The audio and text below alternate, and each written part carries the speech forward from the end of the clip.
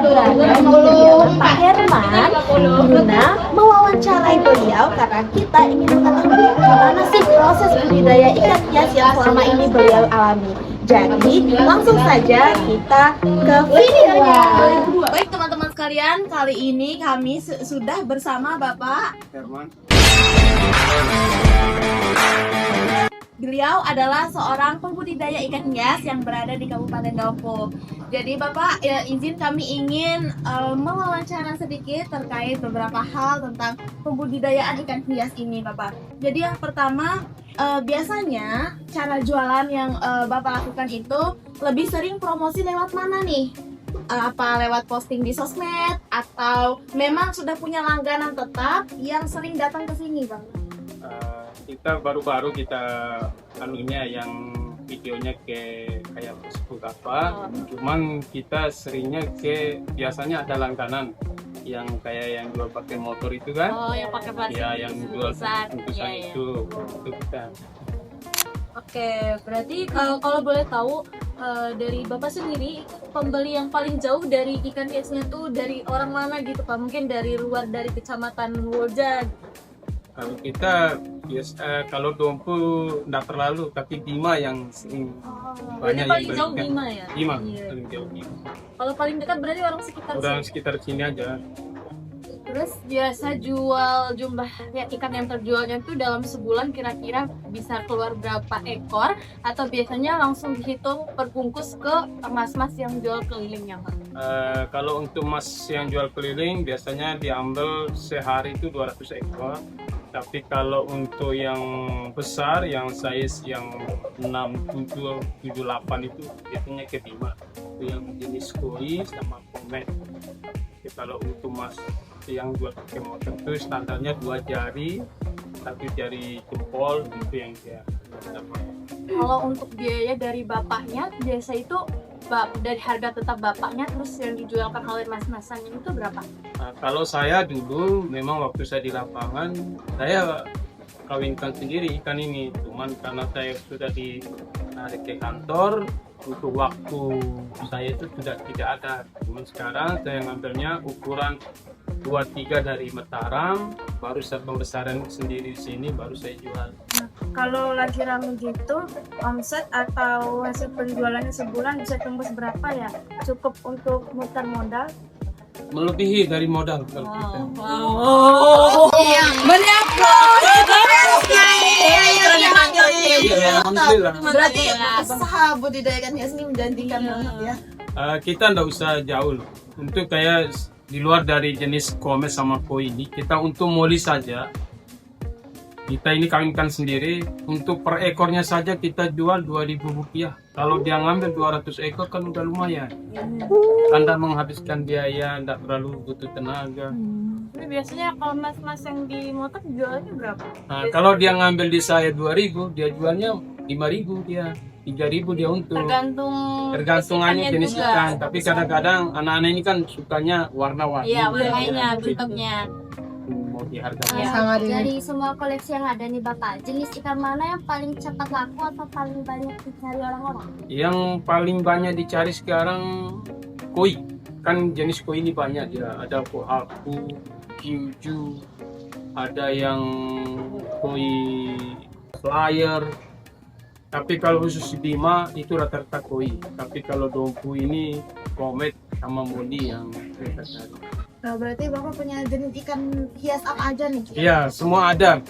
Tergantung, biasanya Dompu ini kan hobinya sebentar. Iya. Kayak Bima. Kalau Bima dia punya anggota, dia bikin kolam, jadinya mereka nanti ada sewaktu-waktu dia bikin lomba. Jadinya betul-betul bagus caranya. Harga tiap ikan tuh beda-beda nggak? Beda-beda. Umumnya. Kalau jenis kayak kohaku itu mahal dia. Juta. Sekitar sampai 500, 1 juta, Satu sampai ekor, 2 juta. 1 ekor. Ukurannya? Ukuran besar 4 jari. Dicari Iya. Pak jadi doang lah. Pantesan. Tapi warnanya wow, mengerikan. Selain itu ada Ada komet. Tapi selama Bapak memelihara ikannya itu pernah nggak Bapak merasa rugi besar atau tadi Bapak lagi mendayakan ini Bapak ikannya sering mati atau lagi musimnya ikan yang kayak ada kena penyakit ikan kan tetap ada tuh Pak. Ya, Bapak pernah nggak merasa rugi besar malahan karena ikannya kebanyakan mati jadi Bapak tidak bisa belikan ke mas-mas di luar sana atau yang Bapak tidak peduli. kalau selama saya budidaya, alhamdulillah tidak ada.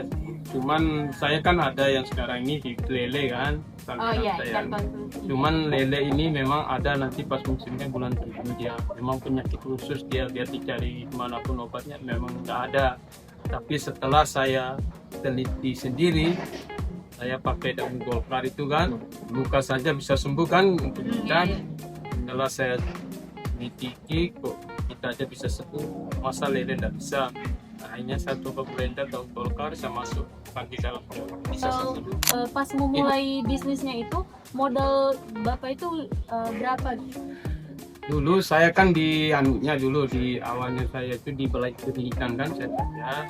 Habis itu saya beli tidak banyak kok 200 ekor ikan itu. Saya campur-campur aja sih. Cuma saya jadikan calon induk. Tidak butuh biaya banyak. Kira-kira Dulu berapa? 2 juta. Keuntungan yang pernah Bapak dapat yang paling tinggi berapa? Proyek misalnya kan ada pengadaan calon induk, ada pengadaan induk, macam-macam kan ininya dia. Itu bisa saya untuk satu paket ada itu bisa 30 juta. Itu biasanya berapa Pak? Biasanya saya dikasih 2 paket. Tinggi banget. Berarti menurut Bapak usaha budidaya ikan hias ini di tengah zaman yang sudah modern kan, menurut Bapak masih banyak peminatnya dan masih menjanjikan gitu? Kalau saya lihat sih masih kan masih banyak yang cuman saya kepingin dompu saya banyak orang dompu ini bikin kolam hias ikan hias jadinya kita ada perlombaan betul-betul kita betul biar ada lah kelihatannya. Terus yang kedua saya kepingin kayak model saluran irigasi apa ya dimanfaatkan. Iya benar. Maksud saya disekat-sekat nanti ikan itu diwarna-warni. Yang kayak di luar negeri ya. Jadinya sistemnya kayak di teman Surabaya itu. Nanti kita jual loh per bungkus itu pakan. Nanti dia jualnya 5.000 satu bungkus. Habis dia kasih makan kan dia beli lagi. Ada manfaatnya kita jual di situ. Ikannya kita juga Biasanya bisa. Bapak kasih pakan apa? Kalau saya mulai dari kecilnya masuk PSC dulu dia tepung, baru dia naik nanti ke 8, baru ke 9, baru ke 8 min 1, ke 8 min 2. Nah itu Yang kita pelajaran kemarin pas yang mana? setelah pembuahannya setelah Oh itu 8. itu Lapa dia. Ya. Ada sama PSC. kutu air Nah, Kutu air. Mau kita makan alami ya. Jadi Bapak, apakah ada pesan untuk para generasi muda yang ketika di masa selanjutnya ingin membudidaya ikan hias? Ada.